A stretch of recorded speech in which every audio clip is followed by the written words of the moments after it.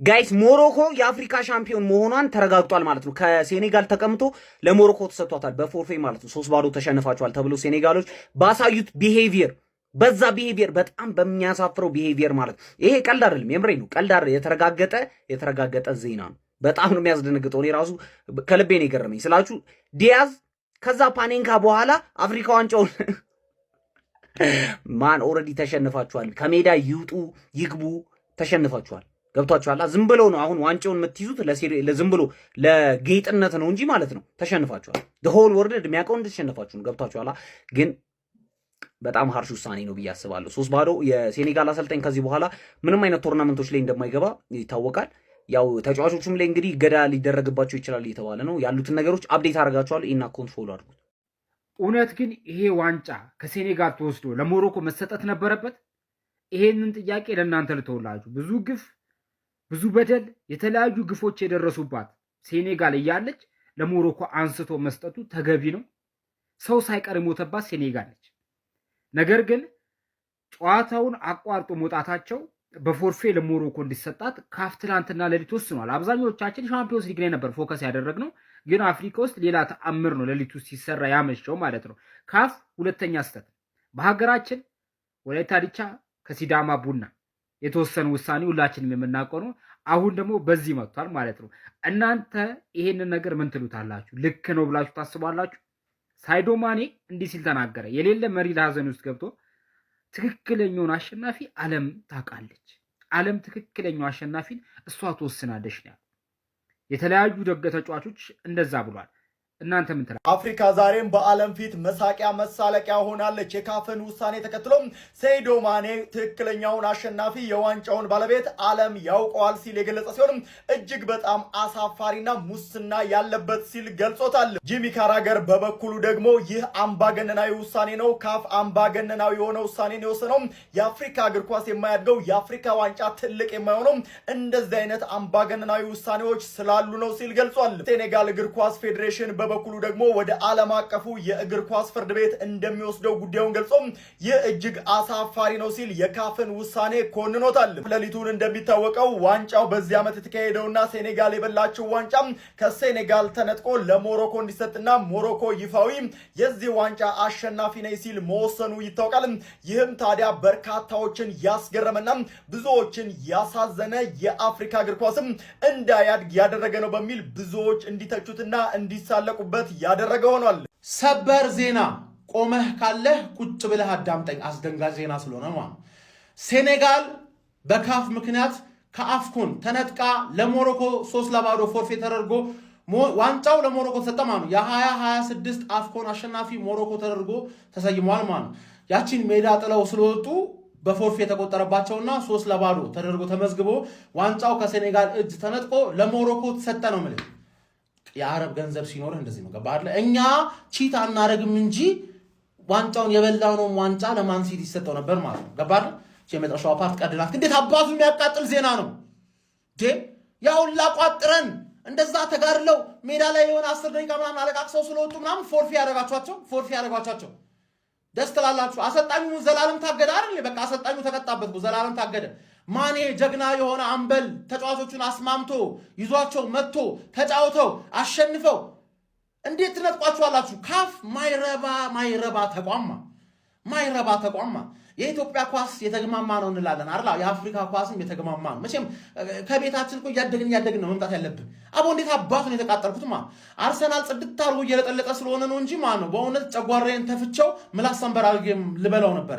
ያን ያህል የሚያቃጥል ዜና ቀፋፊዎች ለፍተው አሸንፈው ተመልሶ መጥቶ አይደል ወደ ሜዳው። ምንድነው በቃ 10 ደቂቃ 15 ደቂቃ ባከነ እና ቀፋፊዎች ክለባችን የዛሬውን ጨዋታ አሸንፏል። ነገር ግን አንድ በጣም የገረመኝን ሰበር ዜና ልንገራችሁ። ፋብሪዚዮ ሮማኖ ይዞት በወጣው መረጃ መሰረት የአፍሪካ ዋንጫ ከሴኔጋል ተቀምቶ ለሞሮኮ እንዲሰጥ እንደተደረገ የሚያሳይ መረጃን ይዞልን ወጥቷል። ክለባችን ጨዋታም ስንገባ ክለባችን በጣም በሚገርም ብቃት የዛሬውን ጨዋታ 2-0 በሆነ ውጤት ማሸነፍ ችሏል። ኤብሬቼዜና ዴክለን ራይስ በጣም ምርጥ ጎሎችን ማስቆጠር ችለዋል። ማርቲን ዙሜንዲ በዛሬው ጨዋታ ላይ በጣም ምርጥ ሆኖ ተመልክተናል ማለት ይቻላል። ተቀይሮ እስከሚወጣበት ሰዓት ድረስ በጣም ምርጡን ብቃቱን እያስመለከተን ነበረ። ከዛ በተጨማሪም ዴክለን ራይስና ፔሮ ኢንካፔን በጣም ምርጥ ጨዋታ ማሳለፍ ችለዋል። የተከላካይ መስመራችን በጣም ምርጥ ነበረ። ከዛ በተጨማሪም ኤብሬቺ ኤዜ በጉዳት ምክንያት ወይም ደግሞ በጥንቃቄ ምክንያት ይሁን ብቻ ተቀይሮ ወጥቷል። ወደ በኋላ ሚካኤል አርቴታ የሚናገረውን ይዤላችሁ መጣ ይሆናል። ቡካዮ ሳካና ዴክለን ራይስ ሙሉ ጨዋታ ባይጫወቱ አሪፍ ነበረ። በአጠቃላይ ክለባችን ፐርፎርማንስ በጣም የሚገርም ነበረ። ወደ 8 ውስጥ መግባት ችለናል። እናንተ ስለ ክለባችን ምን ትላላችሁ? ሀሳባችሁን ኮሜንት ሴክሽን ላይ አስቀምጡልኝ። This is the biggest rivalry in football. Shame on you, CAF.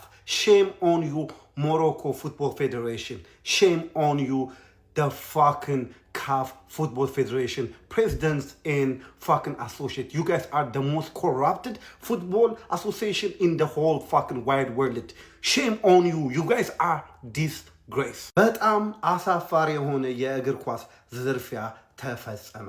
ሞሮኮዎች በአፍሪካን የእግር ኳስ ፌዴሬሽን ታገዘው 90 ደቂቃ ሲደመር 2 ወር በሆነ መደበኛ ጊዜ ውስጥ የአፍሪካን ካፕ ኦፍ ኔሽንን አሸንፈዋል። ሴኔጋሎች የ2025ን የአፍሪካ ካፕ ኦፍ ኔሽን ዋንጫ ተነጥቀዋል።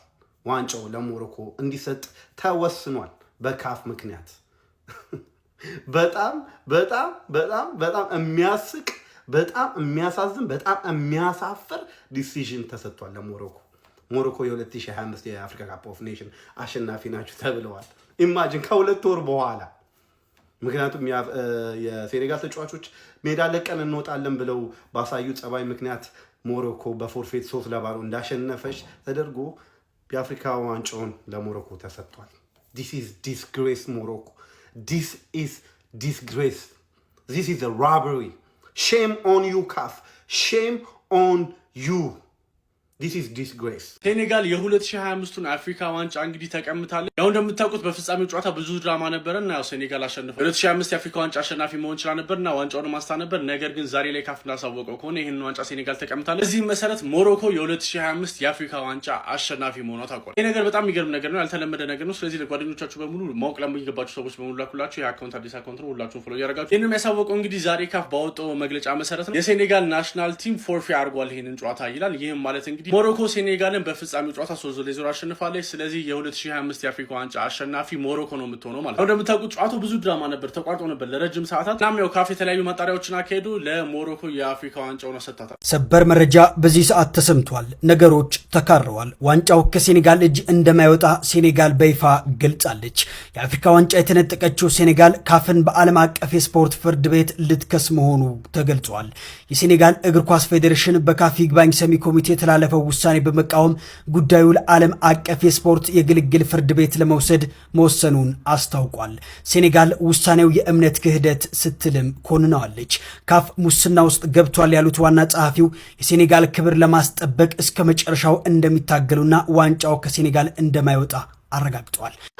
ሞሮኮ ከ3 ወር በኋላ የ25ቱን የአፍሪካ ዋንጫ መብላቷ ተረጋገጠ። ይሄ ቀልድ አይደለም፣ እዚህ ጋር ምነግራችሁ ማለት ነው። ኧረ ጎበዝ ወዴት እየሄድን ነው? እኔ የአፍሪካ እግር ኳስ እኮ ትልቅ አፍሪካ ላይ የሚደረግ ላይ ትልቁ ቶርናመንት የአፍሪካ ዋንጫ ነውና ከ3 ወር በኋላ ማለት ነው ይግባኝ ሰሚ ኮሚቴ ተቋቁሞ ይግባኝ ብሎ ሞሮኮች ምናምን ለክ በዲሲፕሊን ምክንያት ተብሎ በፎርፌ 3-0 ከሴኔጋል ዋንጫው ተነጥቆ ለሞሮኮ እንዲሰጥ ተወስኗል። ኧረ ጎበዝ ወዴት እየሄድን ነው? ያ ሁሉ ቶርናመንቱ ላይ ያየናቸው ጨዋታዎች በቃ አሁን ገደል ገቡ ማለት ነው። ጥቅም የለውም። ፋይናል ላይ ያየነው ጨዋታ እንደዛ ተፈላልጠው በሉ ይገባታል ሴኔጋል ምናምን ብለን አይናችንን እንደዚህ ብለን ያየነው ጨዋታ ገደል ገባ። ጥሎ ማለፍ ላይ ምናምን ያየናቸው ጨዋታዎች ገደል፣ ሙሉ ቶርናመንቱ ገደል ማለት ነው። የሴኔጋል ተጫዋቾች እንዲህ ምናምን የተለያዩ ፖስቶች እየሰሩ ነው። ዋንጫውን ይዘው ወንድ ከሆናችሁ ኑና እንጠቁን፣ እስቲ ወንድ ከሆናችሁ ኑና ዋንጫውን ውሰዱ ምናምን እያሉ እየተናገሩ ነው። ብቻ ግን አስቂኝ የሆነ ውሳኔ ዛሬ ካፍ ወስኗል። ሙሉ ለሙሉ በፎርፌ 3-0 በሆነ ውጤት ሞሮኮ የ2025ቱን የአፍሪካ ዋንጫ አሸናፊ እንደሆነች አረጋግጧል ማለት ነው። እንግዲህ ምንም ማድረግ አይቻልም። በቃ መብታቸው ነው። ከዚህም ወስደው ለምን እስካሁን የነበሩ ለእኛ የተወሰነ የሆነች ዋንጫ እኮ ቢሰጡን የሆነ ዘመን ላይ እኛም እንደዚህ እኮ ተጭበርብረን ይሆናል እንጂ ብዙ የአፍሪካ ዋንጫ ይኖሩን ይሆናል። እንደዛ ነው ማሰበው። ብቻ የሆነች ዋንጫ ለእኛም ቢሰጠን አሪፍ ነው። ከ3 ወር በኋላ ዋንጫ ግን ሲሰጥ ምን አይነት አሁን ድጋሚ ይዘው ሴሌብሬት ያደርጋሉ ነው በባስ የሞሮኮ ደጋፊዎች እንዴት እንደሆነ እየገባኝ አይደለም። ሜዳሊያውም ድጋሚ ነው መሰለኝ በየቲሙ ተግማማ። አሁንስ ኧረ ወዲያ ሰበር አስደንጋጭ ዜና የአፍሪካ ዋንጫ ሻምፒዮንነት ከሴኔጋል ተቀምቶ ለሞሮኮ ተሰጠ። ካፍ ነው አሁን ይህንን መረጃ ያሰራጨው። በቻምፒየንስ ሊግ ምሽት ላይ አርሰናል ድንቀቶታል፣ ሲቲ ተባሯል፣ እንደዚህም ቼልሲ ተባሯል። ዛሬ ይሄ የሆነ ባለበት ሰዓት ላይ ግን ካፍ አንድ አስደንጋጭ መረጃ አውጥቷል። በዚህም መሰረት ሞሮኮ የአፍሪካ ዋንጫ ሻምፒዮን መሆኗን አራግጦላታል፣ ከሴኔጋል ቀምቶ ማለት ነው። በአፍሪካ እግር ኳስ ታሪክ እጅግ ያልጠበቀ አነጋጋሪ ክስተት ተብሏል። የ2025 የሞሮኮ አፍሪካ ዋንጫ የፍጻሜ ጨዋታ ሙሉ በሙሉ በመቀልበስ ሞሮኮ የውድድሩ ሻምፒዮን ብሎ ያወጀበት ምክንያት የሴኔጋል ብሔራዊ ቡድን አሳይቶታል በተባለው የስርዓት ጥሰት ምክንያት የፍጻሜውን ጨዋታ በፎርፌ እንደተሸነፈ ተቆጥሮ ሞሮኮ 3-0 አሸናፊ እንድትሆን ተወስኗል። ይህ ያልተለመደ የጠረጴዛ ላይ ውሳኔ የተወሰነው የሞሮኮ እግር ኳስ ፌዴሬሽን ባቀረበው ጠንካራ ይግባኝ መሰረት ነው። የካፍ ይግባኝ ሰሚ ኮሚቴ የቀድሞውን የዲሲፕሊን ኮሚቴ ውሳኔ ውድቅ በማድረግ የሴኔጋል ብሔራዊ ቡድን ያሳየው ምግባር የአፍሪካ ዋንጫ መተዳደሪያ ደንብ አንቀጽ 82 እንደዚሁም 84ን የጣሰ ነው ብሏል። በዚህም መሰረት የሴኔጋል ውጤት ተሰርዞ ለሞሮኮ ተሰጥቷል። በጨዋታው ወቅት በተነሳ ግብግብ የሴኔጋል ተጫዋቾች ለተወሰነ ደቂቃ ሜዳውን ጥለው ወጥተው እንደነበረ ይታወቃል። በዚህ ውሳኔ ዙሪያ እናንተ ምን ትላላችሁ? አስተያየታችሁን ኮመንት ላይ። አሳዛኝ የተባለ ሰበር ዜና ተሰምቷል።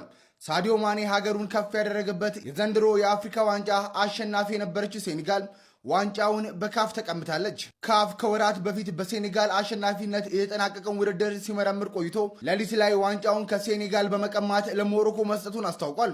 ካፍ አንቀጽ 82ን በመጥቀስ ውሳኔውን ማስተላለፉን ሲያሳውቅ በአንቀጹ ላይ ማንኛውም ቡድን መደበኛ የጨዋታ ክፍለ ጊዜ ወቅት ከዳኛው ፍቃድ ውጪ ለመጫወት ፍቃደኛ ካልሆነ ወይንም ሜዳውን ለቆ ከወጣ እንደ ተሸናፊ አሊያም የውድድሩ ተሰናባይ ተደርጎ እንደሚቆጠርም ሕጉ ያስቀምጣል። የሴኔጋል ብሔራዊ ቡድን በፍጻሜው መርሃ ግብር ሜዳውን ለቀው በመውጣታቸው ያልተገባ ባህሪ አሳይተዋል በሚል ጥፋተኛ ተብለዋል። እናም ካፍ ባስተላለፈው ውሳኔ መሰረት የሞሮኮ ብሔራዊ ቡድን በፎርፌ ሴኔጋልን 3-0 በመርታት የአፍሪካ ዋንጫ አሸናፊ መሆኑን አረጋግጧል። ይህንን የካፍ ውሳኔ እንዴት አያችሁት? ሀሳባችሁን ኮሜንት ላይ ጻፉልን። ፎሎ እያደረጋችሁ ቤተሰብ ይሁኑ።